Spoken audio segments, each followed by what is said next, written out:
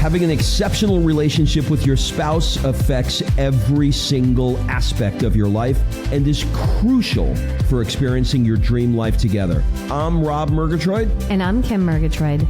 Listen in on our honest, filter-free conversations as we navigate life and business together without killing each other. You'll learn by osmosis how to transform the friction you feel in your relationship into a purposeful foundation that will allow you to grow together. Welcome to the Friday Podcast.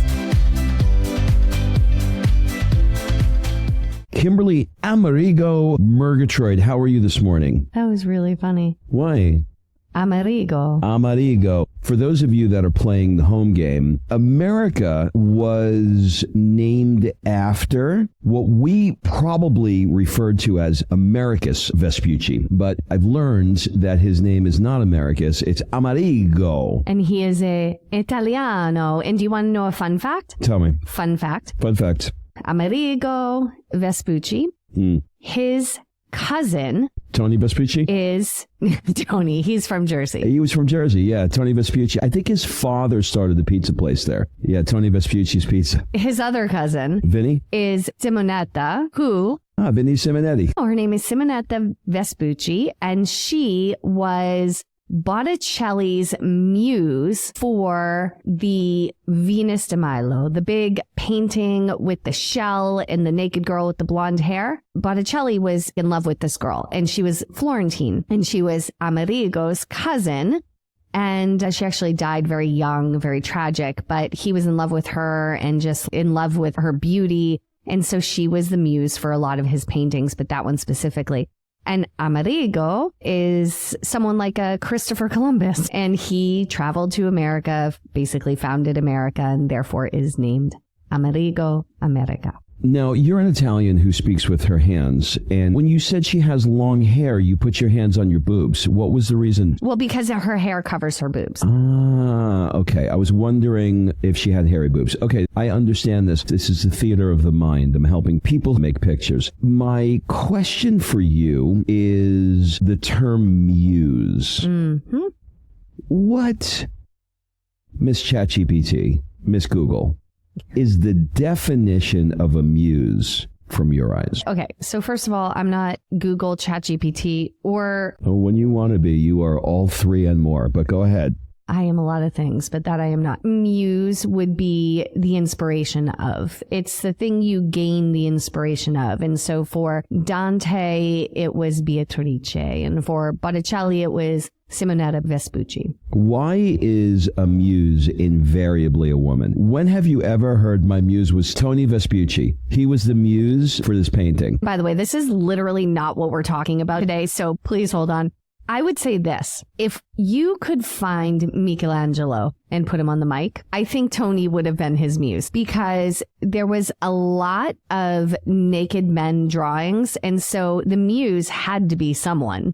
Okay, what you're saying then is that a muse is I'll put this word in quotes because it can be taken lots of different ways, but the root word, I think is the right word, is sexual. Oh my God. Did you take the testosterone shot yesterday? No, you just described a man that another man would find attractive. No, I didn't. I said it's a man that another man is painting. So from an artistic perspective, from a beauty perspective, from a perfection, what they think is perfection in the mind, that doesn't mean he wants to bang him or bang her. Oh, God. Do you have to use bang and him at the same time? There's just a lot there. Or her, doesn't matter. But it's not about that. It's more about the appreciation of. I'm going to go out on a limb. Don't hurt yourself. And I'm going to say that a muse has a sexual connotation built in it. I really do. Because if you think about people who have muses, they're invariably these beautiful women. But what is beauty? In Greek and Roman mythology, each of the 9 goddesses, the daughters of Zeus and whoever. Oh, no sexuality there. Go ahead. Who preside over the arts and science. A person or personified force who is the source of inspiration for a creative artist. Literally exactly what I said. I'm not disagreeing with that. I'm just saying that most muses have a sexual connotation to it. Name muses. I want to see a muse list. So the David's naked, so it's sexual? No, it's artistic.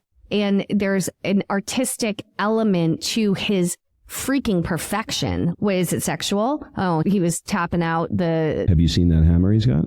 Oh my God. Have you seen his hands? His hands are huge. Gentlemen, that is not why we're here today. We are here to talk about... I don't even know what we're talking about anymore. I know what we're talking about. Yesterday, I went into the print shop, and I walk into the print shop, and it's Sophia's birthday, our 8-year-old. And Kim wanted to have a little drawing that she did blown up into a poster size and surprise her. She wrote the word love, and she drew it. It's beautiful. And she wants to surprise her. For her birthday, she wants a room makeover. So Kim has just about finished making over her room, and she wants to put the finishing touches on it with this blown-up poster. I went in there yesterday, and I asked him if there's any way that he can get it done by tomorrow.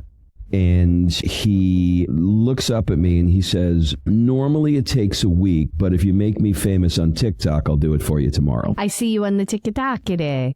Well, that was yesterday. So yesterday I joined a new gym, and it's across the street from my house, so it's a bit closer for me. And I walked in, and the guy behind the counter, as soon as I walked in, he lifts his head up and he goes, "Oh, TikTok."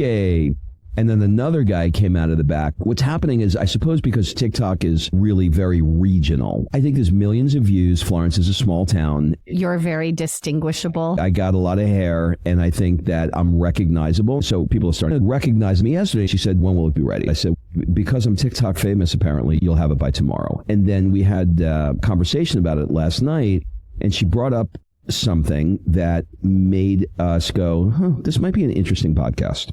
Yeah, so I've been saying over the last year that I would like to become progressively invisible. And what that means is Rob and I began this journey in the online space, creating a company that's like our face, social media. We started with YouTube and podcasting, but it was a video podcast and all of these things. I'm living my life, and I'm super engaged in Sophia's school and all of these things. I am wanting to become more invisible, and I'm quite introverted. And I know everybody says, "Oh, you have podcasts and you do all the social media." And we've talked about it before, but I do the social media and the podcast by myself or with Rob, not with a lot of people. I don't get energy from a lot of people. And I think in this world of social media, I like to be invisible. I don't want to walk in somewhere and have someone go, "Oh, I see you on the TikTok today." Like, that would literally make my skin crawl. It makes me uncomfortable is what it does. And I don't want to be recognized. I'm not someone who's ever wanted fame. It's not why we do what we do. And so it's been almost 2 decades of putting myself out there. And I have been saying to Rob, and I've been saying to the universe, I love doing the podcast. That's great. I also want to write books. I'm writing a guidebook series. I'd like to write some other books. I just don't necessarily want to be as out there as I've been. And when Rob said that to me yesterday about he walked into the print shop and was like, whatever. Now, when I walk into the print shop, they know me because I go there quite a bit, and I have interesting projects for them to work on. Like, they love when I do the itineraries and the stuff for our events, because they're beautiful, and they're like, "Oh, where are you going this time?" And so they know what we do, and I have a good relationship with them, but they don't know me from the TikTok today. And that would make me feel literally naked. I said to Rob last night, when you messaged me, I realized I'm manifesting my wish. I'm getting what I want, because it's very difficult when you're so public to then not be public. Right? It's very difficult when you've been putting your face and your life out there. And for some reason, video is different than audio for me. Audio, I don't care. There's something about your face being out there that I'm just wanting less of, but I still want to create products. I still want to inspire. I still want to do the things we're doing, do the podcast and events and all the things. I love to help people. I just don't want to be as public. And it's very difficult in the world of social media to build a successful business with online programs and all of that and not be public.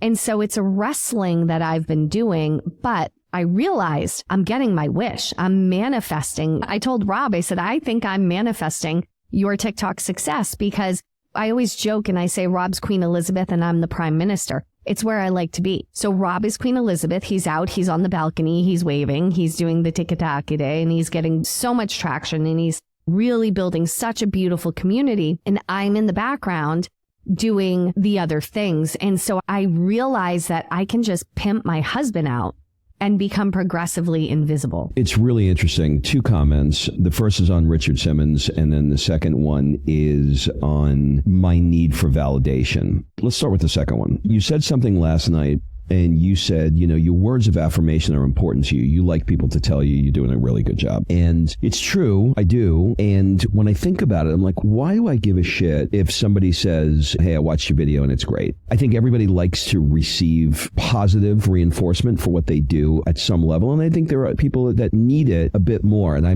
definitely fall into that category for sure. And I think in this particular case, why this feels so important to me is my friend Matt. I feel like I should pay him for coaching because we do a Zoom every week and he's so instrumental in helping me think about many different things that I'm doing in my life. And we're working specifically together on this book, which I feel like I need to co-author with him. But what he has drilled in my head as we're thinking through this book is, why does it matter? Why do you give a shit about this? Why is it important to you? And he's drilled it in my head that I forgot that he's drilled it in my head. When you just know something and then it becomes your lens. And so as I'm creating these videos, I'm thinking about things that are interesting to me, things that I care about. And when you take the time to create something, like when you come up with a subject that, I'll give you something really stupid. I just wrote this morning while you were putting Sophia's room together, I wrote a script for a video on using the bidet. Now that seems like that is the stupidest fucking thing. Like, you sell coaching, you sell events, you sell courses. You're talking about a fucking toilet bowl? Really? That's where you're putting your time? I find it fascinating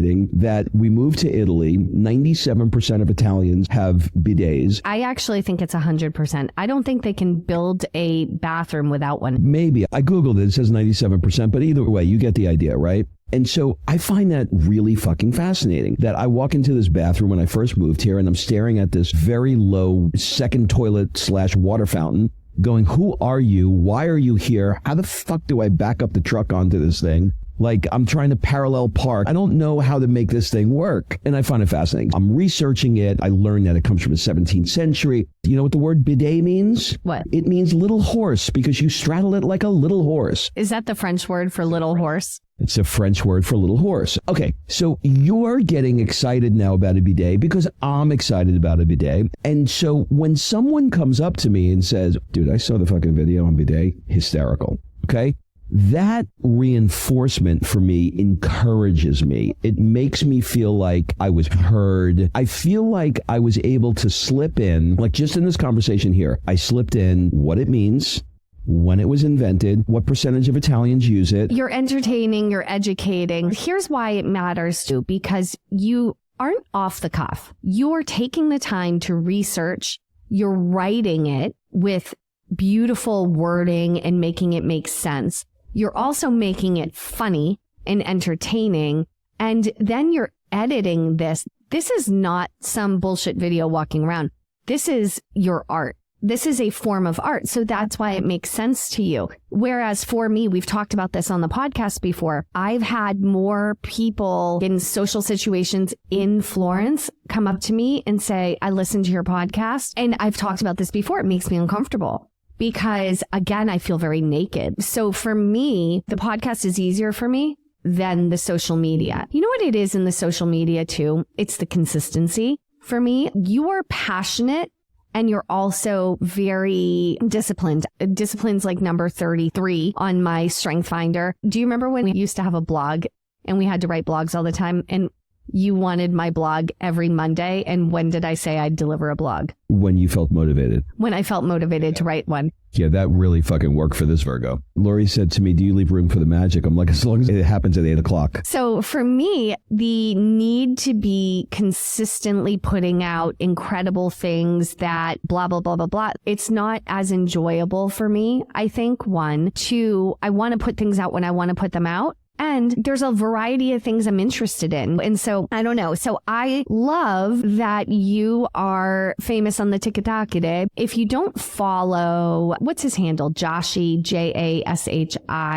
It's either J-A or J-O. I think it's Jashi. On TikTok, he's the opposite of Rob. He's an Italian living in the U.S. And he's wonderful. He's hysterical to me. He might trigger some U.S. people, I'm going to tell you now, because he tells it how it is from his perspective. And I really feel like he can shed light on how you can live in America, some Italian principles, because he's doing it. And it's JASH Project. So Joshi Project. JASHI. Yeah, that's what I said. JASHI Project. Autocorrect. So I never get to do that. So I just had to. But he was at the house the other day and he mentioned something to us. And he said, it's interesting because he saw Rob on TikTok, and they're both TikTok famous, right? At this point.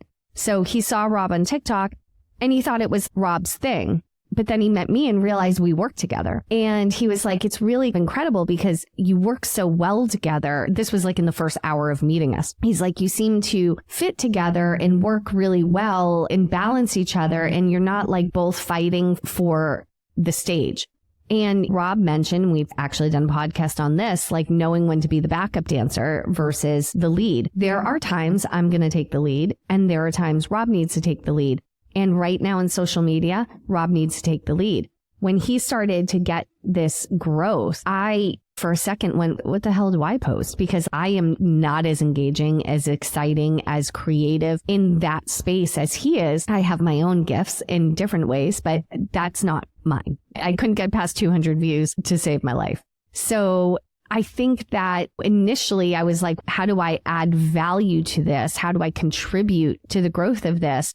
And then I realized, as I said it, he's Queen Elizabeth and I'm the Prime Minister. I need to be writing the books, building out the courses, doing the things. And now even, because for anyone that's been struggling to grow on Instagram recently, Instagram has changed their algorithm to be more like TikTok. So all of a sudden, we have a Friday Italia Instagram page, and we were like at 500 followers. In 10 days, we're at 7,000 since they changed this algorithm, because Rob's videos are just, they're crushing it.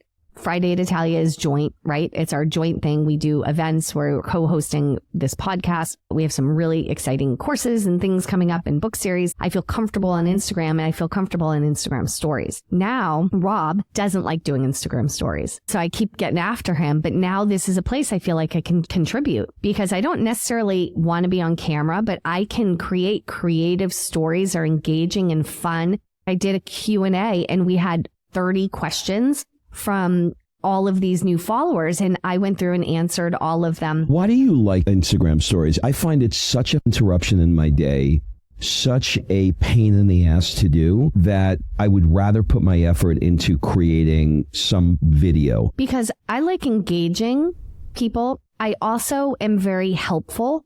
So when someone sends me a message, like someone sent a direct message that you would literally never answer, 45 unanswered messages from this morning. Yeah. I hate that shit. See, but I love it. I love it because I like to help. And so someone sent a direct message and said, can you tell me a couple of international style schools in Florence? And so I rattled it back, because I think that engagement in community building is important. And this is how you and I complimentary. Yeah. And how I find my way to add to this. And I don't have to compete with you. I want to be invisible. So this is the perfect job for me. You have just the right amount of FaceTime on stories for you. Right. So I said last night to Rob, you know who I want to be? I want to be like Rob Lowe's wife. She's been photographed in every premiere. She's been with him for 480 years. And if she walked in the room, no one would know who the hell she is. And she's successful in her own right. She does her own thing, but she's a bit more invisible, even though it's comical, because we joke about this with our friend Darren. Darren comes with us every year to Greece, to Mykonos, for 15 years. And he will walk into a restaurant that we've been going to for 15 years. And they will say, ciao, Rob. And they'll give him a big hug.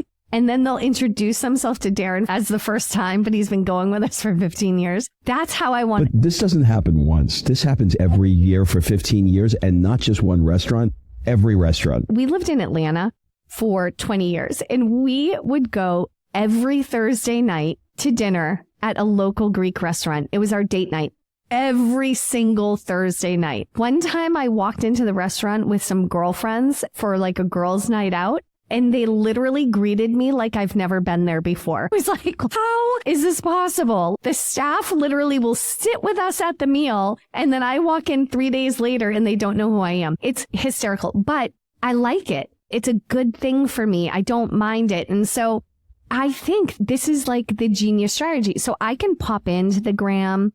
I can show my face in some photos. I can be in the podcast. I don't need to do all of it. And that's the genius of me manifesting your TikTok success. All right, we'll wrap up with this. I interviewed Phil Rosenthal once, and when he just started, he wrote Everybody Loves Raymond. He's the creator and writer of the show. And he started a television show called Somebody Feed Phil. You've probably seen it on Netflix. I asked him, I said, you're so famous in the industry. Your name is so famous. But now you're on television.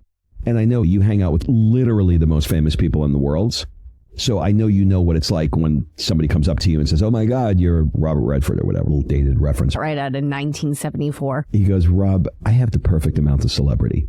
He said, once a day, somebody says, oh, and it makes me very happy. Yeah. He said, but you don't realize how intrusive it is to not be able to function in your day, to go to the dry cleaner, to go to the laundry, to pick your nose, to drive down the road. And when, for example, his best friend and star of the show is Ray Romano. Literally, wherever he goes, somebody wants to stop and take a picture. The reason why I said just the right amount of celebrity is that I thought of that story, that there is something. And look, in no way do I want this conversation to be misconstrued as Rob thinks he's Rob Lowe, although my wife would prefer that.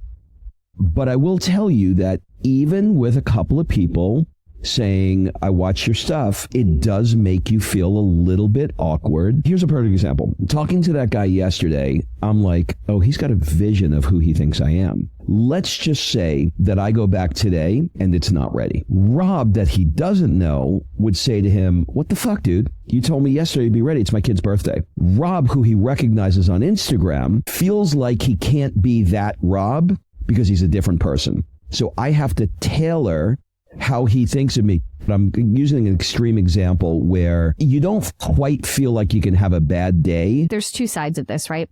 As she's getting a bit older, I'm more protective of her, and she's wanting to be photographed on social media less and less. Why is that? She just is. I'll say, can I take a picture? And she'll say, do not post this.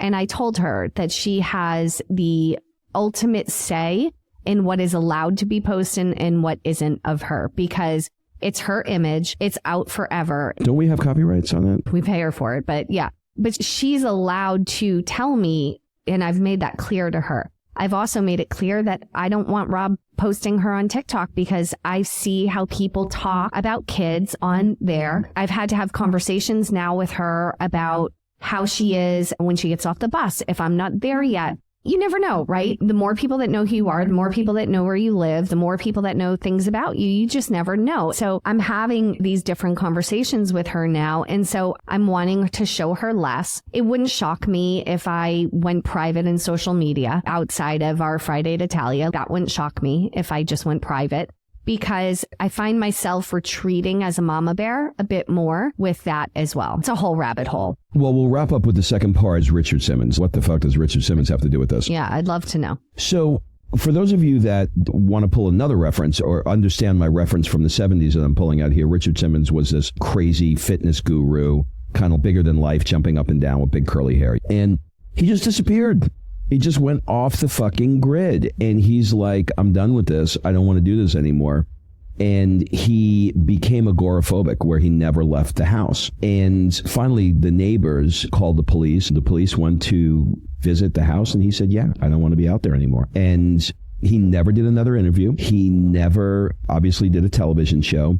And he literally intentionally went, I'm done. I think what happens, or what can happen, is we're living a life right now that is very different, I think, than biologically, evolutionarily, etc., that we were designed to live. And we have this persona where many of us are filmed, photographed, put on social media, where there's an image of who people think we are. And it's almost like we're keeping up two people. It's like the real person and the person that we put out there. And I think that can become fatiguing after a while and uninteresting. I used to see when I talk to people, like, let's say I meet somebody, Years ago, it was let's connect on Facebook. Now it's let's connect on Instagram. And it was always shocking to me when somebody said, oh, I don't have a Facebook page. I don't have an Instagram page. That is actually happening more and more, where I'm finding that people are making a very distinct decision to say, oh, my business has one, but I don't. Considering what I just said about sharing something that matters to me, I like creating something, sharing it, getting the feedback. That feels good. But that notwithstanding, or if that wasn't in my life, I could see myself going, fuck this, I'm just tired of it. I just want to let go of my life. Do you know what I mean? Or find a way to have some presence and make everything private for your business. Business for sure needs social media, which is the thing, because when you are the brand and your brand is your business, then it is everything. I won't talk about our sex life on social media or on the podcast. You've tried and asked a couple of times. Dr. Laura Berman wanted to interview us. It is the one part of my life that I want to keep 100% private, because everything else in the world that I do, you know what I eat. You're about to know where Rob poops. Like, it's literally all out there, and I need parts of my life that are private. Private parts. Private parts. Exactly. My private parts need to stay private. But I so enjoyed even like going to New York and New Hampshire and not posting. Also, another thing is... I got you so close to posting that video we shot, though, of it. Oh my God, stop. He just likes to get a rile out of me. Another thing I've started doing is when I tag my friends, if they want to repost, I've started to drag their names off the screen. So they're tagged so they can repost, because what my friends that are very private, people on social media see you in a photo with someone and they're tagged and they literally run and friend them.